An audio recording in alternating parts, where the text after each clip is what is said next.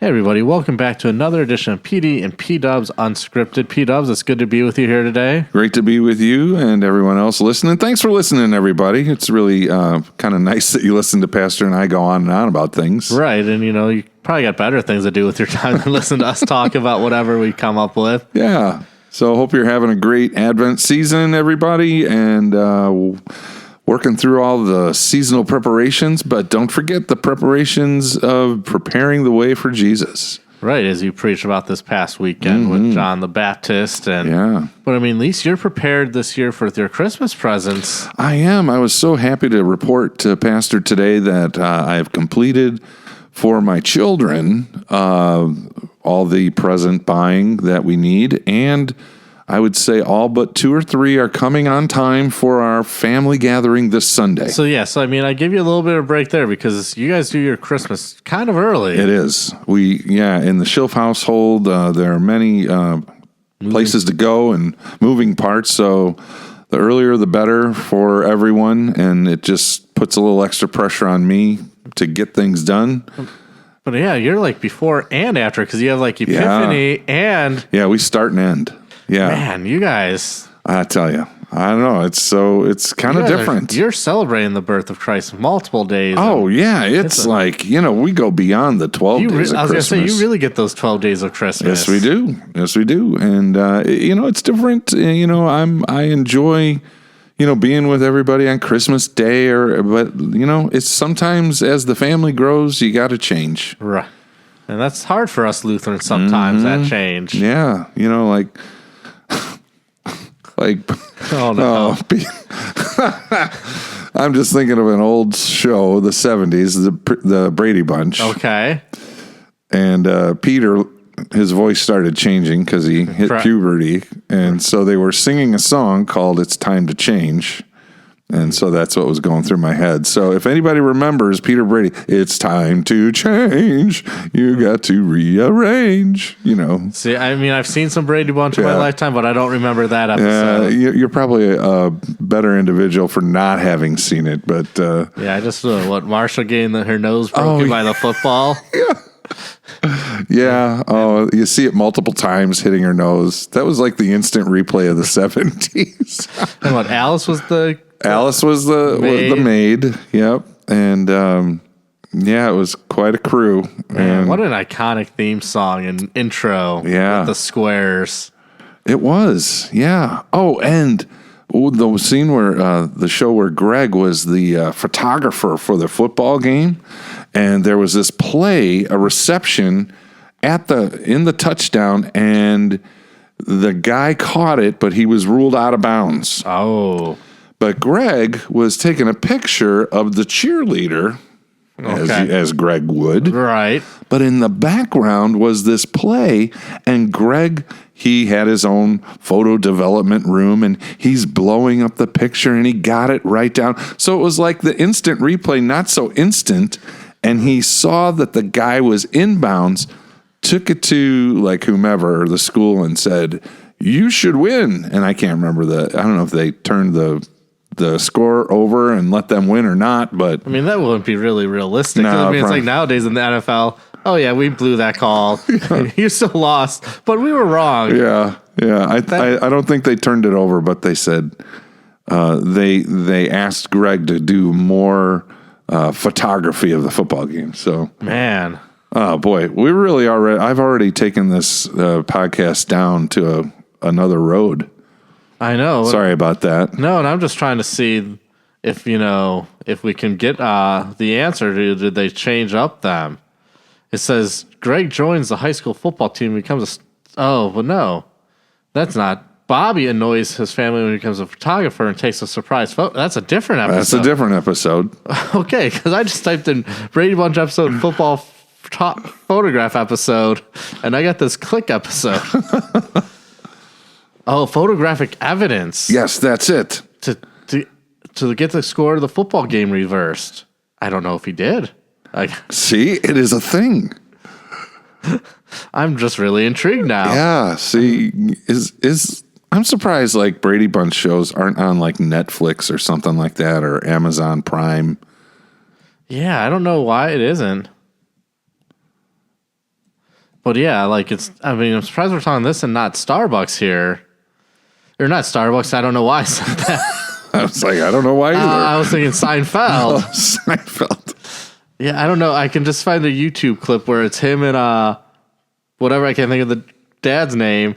I see them in the dark room looking at the photo. But I can't pull it up, so that's okay.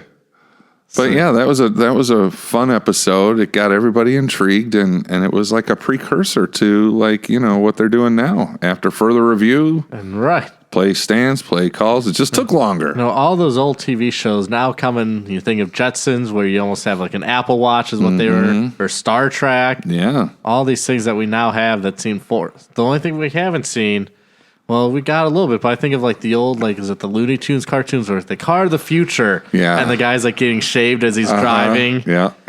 I don't think we have that quite yet, but we do have self-driving cars, which I don't know. Yeah, but they're not flying. They're not flying. Yeah. I don't trust the self-driving cars. I don't know that I would either. But anyway, we're here to talk not about all of that, but we were just, it's being the Christmas season, we thought we'd have fun with some topics like, favorite memories, favorite Christmas songs, or favorite Christmas cookies, or traditions that you have in your family, which you kind of shared a little bit of what our family's, it's like starting a new tradition kind of thing. So right. Mm-hmm. Yeah, and speaking of tradition, I think one of the ones that from when I was a kid, and I think I've shared maybe at other places, but we used to do, growing up, I got 2 older brothers, and we had 3 kind of things that we would do starting in December during Advent. One would go to the chocolate Advent calendar and get the little square chocolate piece. The other would go to what we called the pocket, and it was like this pocket, and there was different things in there. Like sometimes it was maybe baseball cards or like the little gold coins that are like chocolate. Yeah. And then the one that was probably the lamest of them all was there's a little like Christmas tree my mom made knitted together or something, and you just had to put an ornament on it. Oh. So it wasn't as cool because you didn't get a piece of chocolate or you didn't get the pocket, and that was always the favorite. Gotcha. Especially if you get baseball cards, because, who that's doesn't want some cool. baseball cards? Right. And that was when baseball cards are still a little bit cheaper than what they are now, when it's like $8 and you get, 4 cards in there? Is that what it is? It's ridiculous. I haven't bought cards for a while, but every once in a while, I'd like to just buy a pack just for the fun of it. Yeah, that would be fun. And no stick of bubble gum to chip your tooth on. Well, that was just the most wretched tasting chewing gum there ever was. But you still chewed it. You still got a free piece of gum. Yeah, you did. And then some of the dust was on the card. Oh, yeah. But the gum was not pliable. It was so hard it would break right away. If you went like that. It was bad news. But yes, so that was always a tradition, and still to this day, like my mom will still buy me a chocolate Advent calendar. So, oh, nice. Do that every morning. And I was like, do I really need this little piece of chocolate? Because there's probably more calories in here than what I realized. Yeah. We always had like the little mouse that you would move on the Advent calendar. In fact, our family has that, so we have that tradition of what my mom had when we were growing up. So that's Sydney brought it over the other day. I don't know why she had it, but like all of a sudden, and when people come over, the mouse doesn't get moved every day, and so like, we got to move the mouse, 4 days because nobody's taking care of it. So we didn't get any chocolates or anything for it. It was just the fun activity of moving the mouse, counting the days down. Right. But yeah, I was thinking of we are doing the midweek Advent services with our school children. And I don't think back in my day here at Emmanuel, we did the Wednesday things. There was always the Christmas program that the whole school did at once. And I don't know if it was on Christmas Eve. It might have been. But I remember that when we would come out, everybody would get that white bag of goodies. And it was like, orange. Yeah, as a kid, you're like, oh, yeah, we're going to get, we're getting chocolates or candy or whatever. And you open it up and there's an orange in there. There's walnuts and you really had to look for any kind of candy. Did you get, maybe I'm thinking, because I think we've talked about this, just not on podcast, but those orange peanuts, those candied peanuts. Oh, those marshmallowy orange peanuts. Yes. Were they part of that? Probably. Yeah. Not a fan. Yeah. So, it was kind of one of those as a kid. You take a bite thinking, oh, these are good. And then you get halfway through it and you're like, not good. Not too sure. But I'd get so excited about it was a white bag Well, sometimes it was a brown bag. Yeah, maybe it was brown because the white bags are the luminaries, out in the sidewalk. But everybody remembered all of that, and I don't know. I'm sure there's meaning behind each article of food that's in the bag, and That's not what the kids are looking for. no, but I mean, at the end, that was our reward. Like, oh yeah, we did a great program. We sang, "Away in the Manger" really good, and then you get home and you're like, I don't like that, and I don't like that, and and then you're digging for the candy, Right. so. But yeah, and that's kind of what I always think of, like, growing up in my home church was always at Christmas Eve, the 7:00 service was always the kids doing the nativity story. Yeah. And like, it's such a big deal if you got to be Joseph or Mary. That's the high spot. That is. Yes. But I feel like churches are getting further and further away from doing that on Christmas Eve, having like the kiddos do that. Seems like it. Yeah. Was it like stuff you rehearsed or? Oh yeah, we rehearsed. Like okay. that was like what we would practice in Sunday school leading up. I'm sure there were songs and stuff, and people. Because I'm pretty sure I remember reading something from like the pulpit. As a kid, whatever I had to read to narrate. So yeah, I remember. We'd go to that, and then we go to my grandma's house and open up the presents from her, and then go back home that was always Christmas Eve. We never went to like the 11 o'clock with the candle lights for Silent Night. Yeah, we would do I think it probably was the 7 o'clock service back in the day, and I can't remember if I think we would eat after church.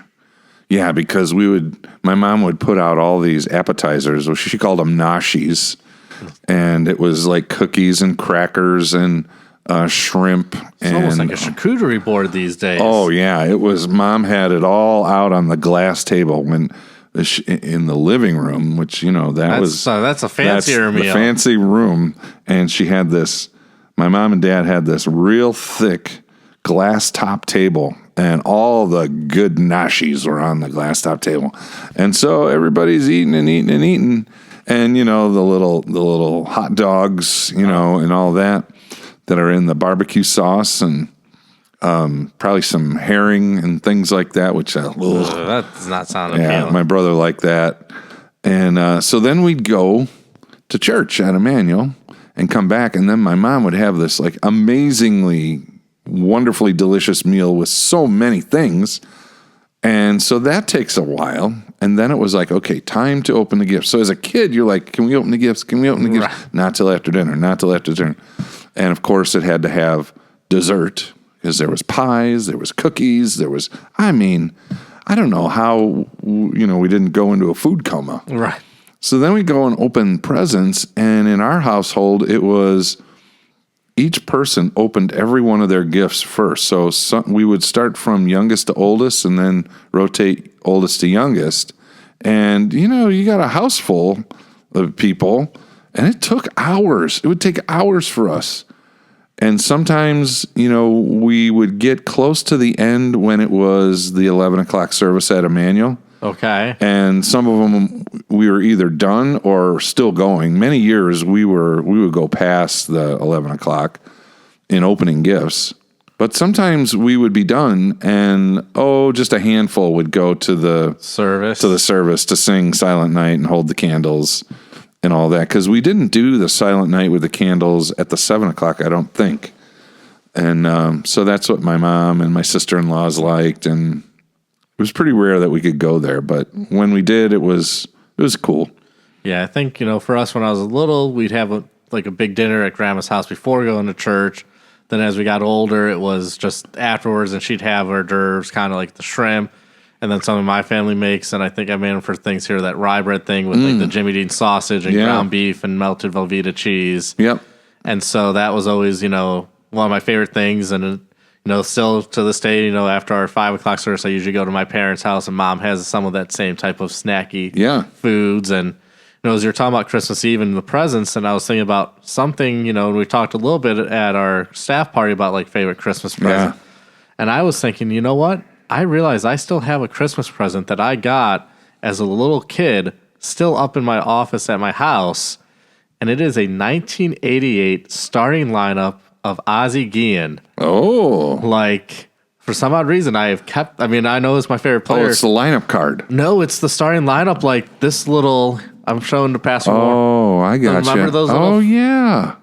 So I have that unopened on a shelf in my office at the house. The little figure. And I- Probably worth thousands. well, this one, which is on Etsy right now, is $29.53 for it in the original packaging. $2,953 or $29.53. $29.53. All right. Well, it's something. And, there's only one in stock, but, over the years, I have bought, I think Ozzy has 4 starting lineups. I have all 4 of them I bought off eBay in the original packaging. So I have this in the original packaging, plus the one I got when I was a kid. But think about that, 1988, that's 30 some odd years old. That is something. Ozzy's still looking pretty good. But yeah, it's on the one shelf in front of some other sports stuff I haven't. So that was a gift that you got? Oh, yeah, that was a Christmas Eve present, I'm pretty sure. And you had the foresight to not open it then. No, I did. Oh, you did open it. I opened it. Oh, it's open. Oh, okay. And I think probably the card is probably in like my little sheet, my little binder of Ozzie Guillen Yeah. cards and the little sleeves where you get like Yes. 9 cards. That's probably where the starting lineup card that came with it is. But no, it was later in my life, probably in the last 5 or 6 years. Because, Ozzy wasn't that good where you can get his stuff really cheap. Yeah. So, I think I've got all of his, starting lineups for the most part, all under, $15 off of eBay individually. Yeah. So, have all 4 of them hanging up in that same room at the house. Gotcha. But I have, but I got the original one that I got as a kid, plus it in the packaging from some secondary market. Think of when you gather as a family, there's some strange, funny things that go on with the family or just plain weird, in the household. And so as you're kind of sharing that popped into my head. My kids were little and we were over at my mom and dad's and my brother Vern, he smoked a lot. And so Sydney, she must have been, I don't know, 6 or 7. She didn't like the fact that her uncle Vern smoked. And she was always like, Uncle Vern, you shouldn't smoke. I know. And you shouldn't smoke. So one year, she got it in her head. She's going to get, Grandma had a bowl full of peanuts. So Sydney would take a handful of peanuts and plunk them where Uncle Vern's cigarettes were. And she would take his pack of cigarettes and hide them. So he would go sit down. Let's say he'd go to the other room or whatever, he'd come back. And he's like, where's my cigarettes? And he's like, what's all these peanuts? And we would be trying not to laugh. And Sydney was not owning up to it. Where's my cigarettes? And so then all of a sudden he found out that what she was up to and he was not happy. She's like, Uncle Vern, you just eat peanuts. It's healthier. It's healthier than smoking cigarettes. It's good for your heart, peanuts. Yeah. I mean, she did that one Christmas. We were roaring. Sid, where did you get this idea? I don't know. I just thought of it. I didn't want Uncle Vern to smoke cigarettes.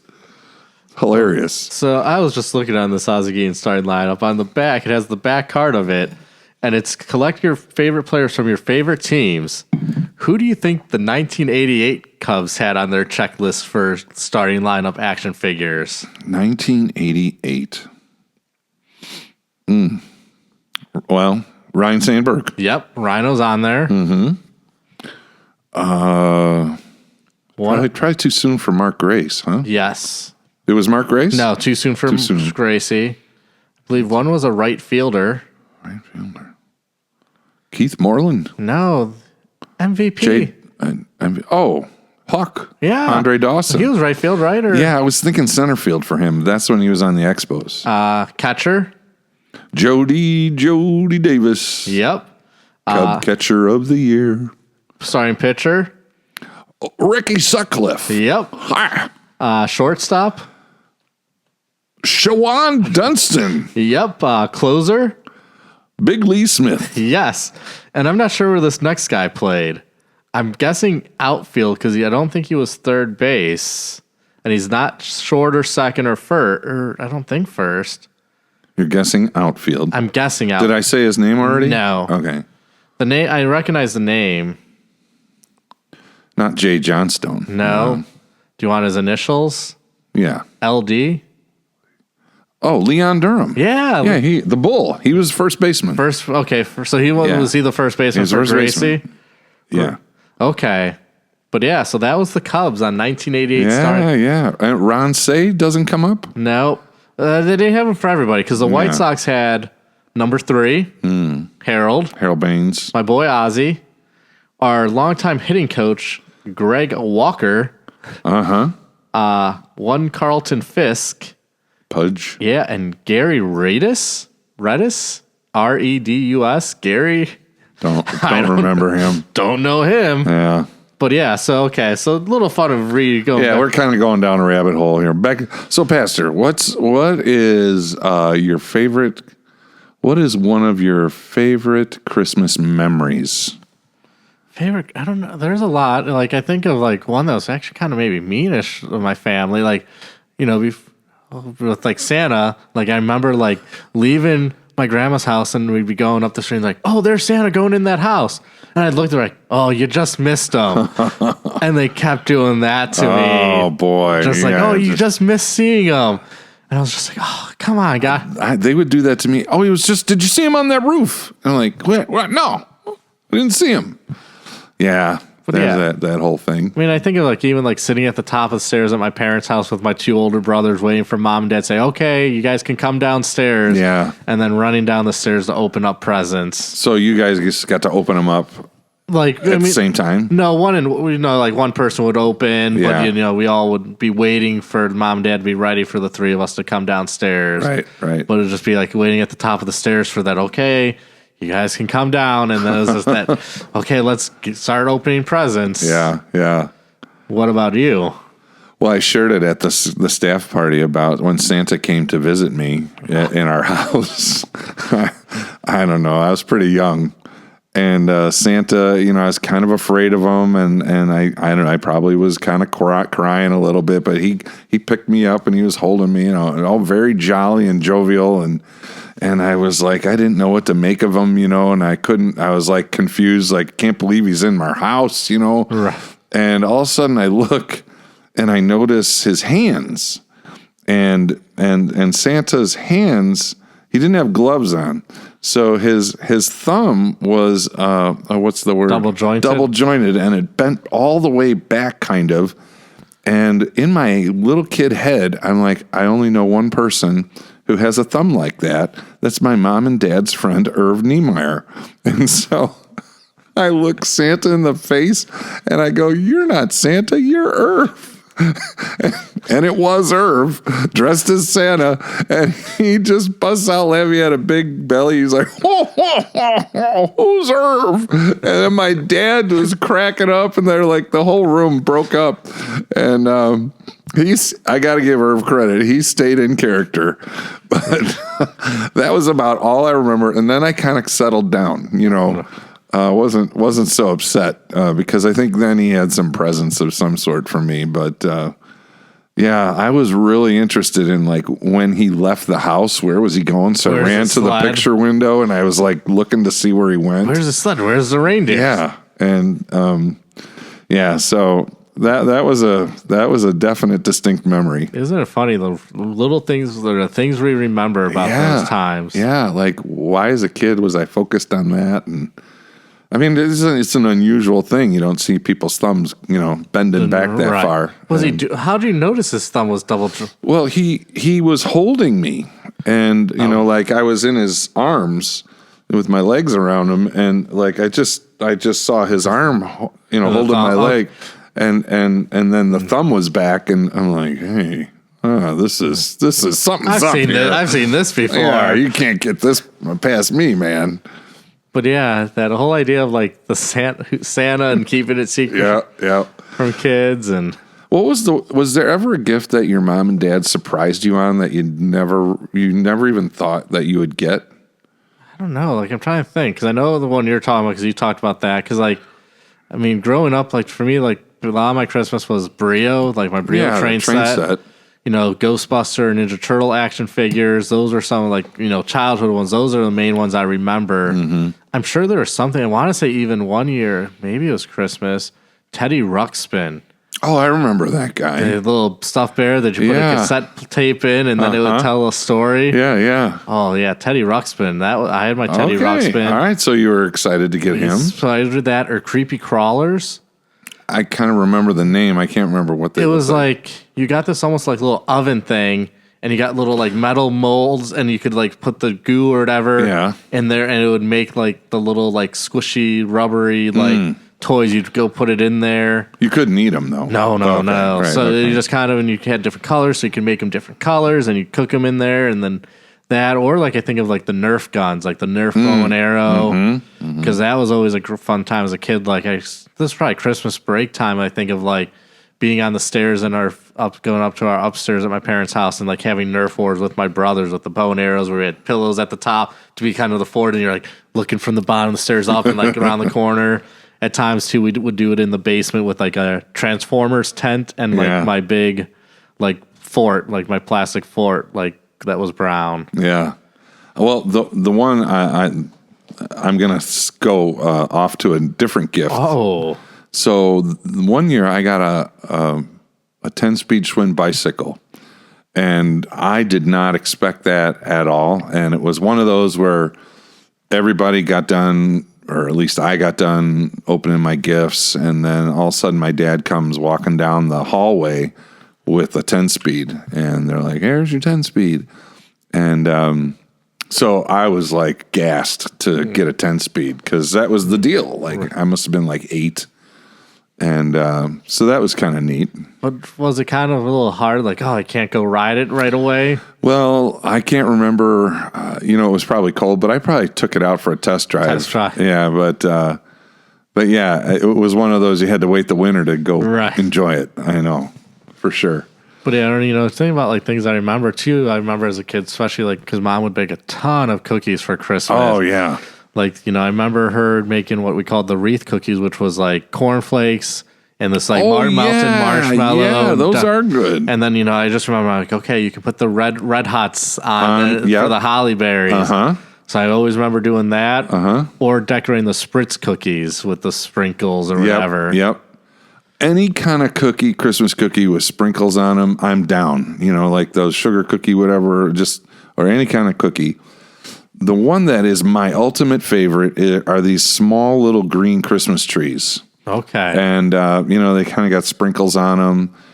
I don't know why. I mean, they don't have a minty taste or anything like that, but that has long been my favorite one. And they're only like real small. And, in terms of like, me and cookies and milk, the dunkability factor, they don't soak up the milk too well, but, they're worthy of trying to dunk. But, man, I could eat a ton of those little green Christmas trees. Yeah, those wreath ones were not dunkable. No, they weren't. Those were not dunkable. Yeah, those are like not frosted, Rice Krispie kind of marshmallow treats. Yeah, and like I'm trying to think. Like I know my mom would make these like chocolate cookies that had like powdered sugar on them. I always liked those. Yeah, one year out at SIU in Carbondale when I was in college, my sister Carol sent me a care package just before Christmas. And so it's this big honking box. And she lived in Colorado. And I had to go get it and bring it through. And, the RA he sees me carrying this big box. He's like, "Hey, Warren, what do you got in there? Beer?" And I'm like, "Oh, yeah, right. I don't know what it is. It's pretty heavy." But I'm like, "Yeah, right. It's beer. Sure." I get to my dorm. I open it up. It's a case of Coors beer, which couldn't be bought east of the Mississippi. And inside of the whole box were the green Christmas tree cookies. I'm like, yes, she gave me a whole box full of green Christmas tree cookies. And Coors beer was cool too, but I couldn't believe it. I'm like, man, good thing I didn't open it in front of the RA. I'd have been busted. Right. So anyway, the long-standing favorite cookie. But yeah, I don't know. But yeah, and like the other thing I like a lot that my mom makes is the Chex Mix. The cereal mix. Yeah, that's good. That's always a good, And every year, mom seems to change it up a little bit, change out a couple of the items that are in there. But that's always a go-to favorite. And then how about like I guess they're like nougat balls. They're like, and then they got powdered sugar on top. They just like, there's like a little nut inside, like I don't even know, like almost like an almond. And they're like little balls, and they have like there's like powdered sugar on them, and they're really good. I like those as well. The other thing my mom making, I don't know, I think people like them. Like I said earlier, I'm not a peppermint, but they're almost like a meringue that was hard, but it was like with a lot of like candy canes crushed on them. So it was like a candy cane. Okay. But yeah, Those sound tasty. I remember her making those as a kid, but I just remember there'd be like 7 or 8 different tins of different styles of cookies at Christmas time. Oh man, I enjoyed when Mom would make them. I'd find myself in the kitchen, like, how can I help? Well, the way I helped was licking the batter bowl. After she was done, she would leave some, and oh man, I would just eat up the cookie batter like no tomorrow, and that was the greatest. And then like when she was done with the mixer, the 2 mixing prong things, I would lick off of that. And so, yeah, those are good memories, like the making of the cookies. Right. And, certainly your chocolate chips are always good and things like that. But anything with like red and green sprinkles won the day for me. Okay, like I said, the wreath cookies were always a favorite. Mm-hmm. And those chocolate ones that had like powdered sugar on them. Yeah. Yeah. How about like store-bought Christmas cookies? I don't remember. Like growing up, I don't think it was always homemade.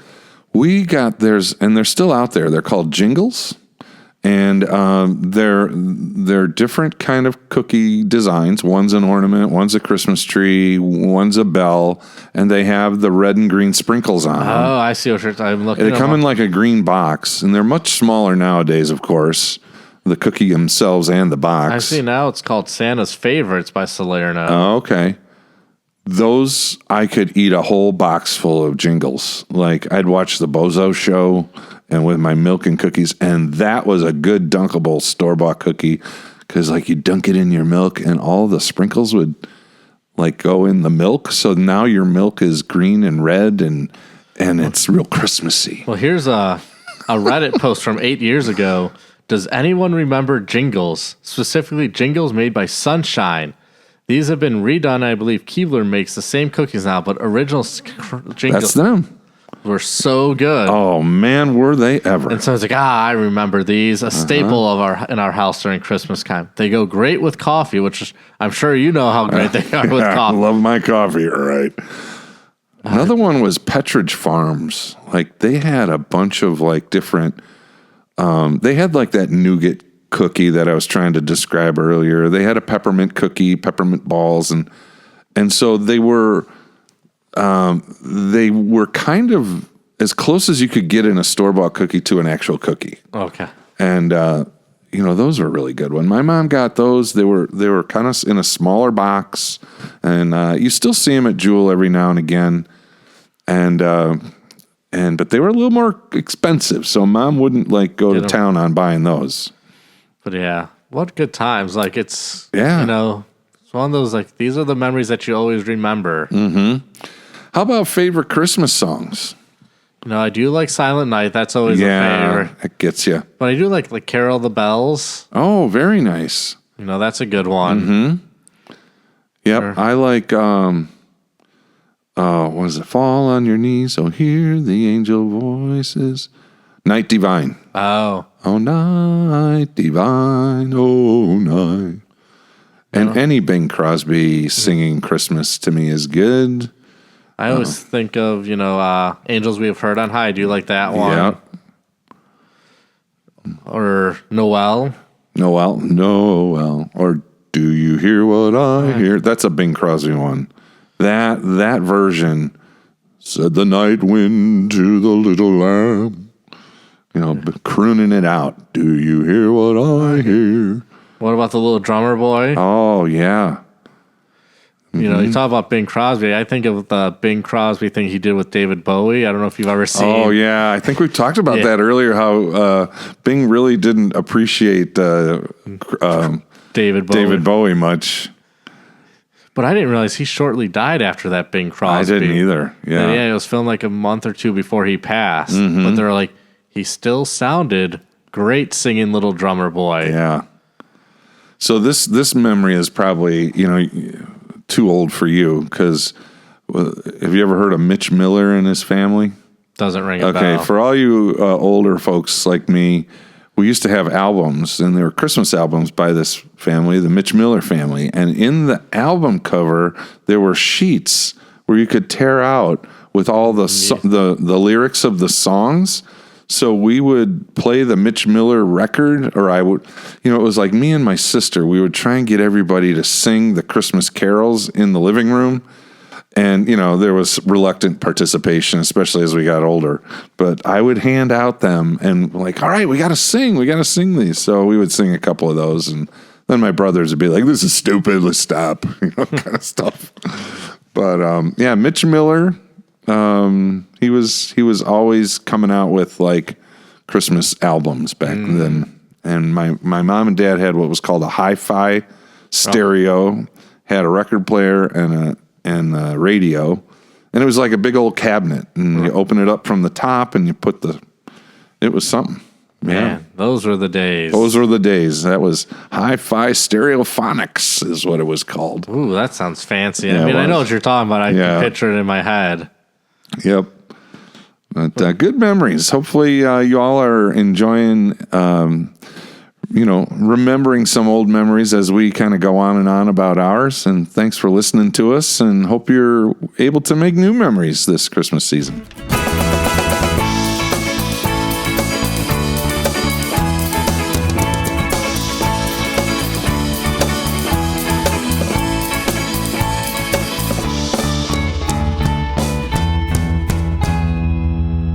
PD and P Dubs, unscripted.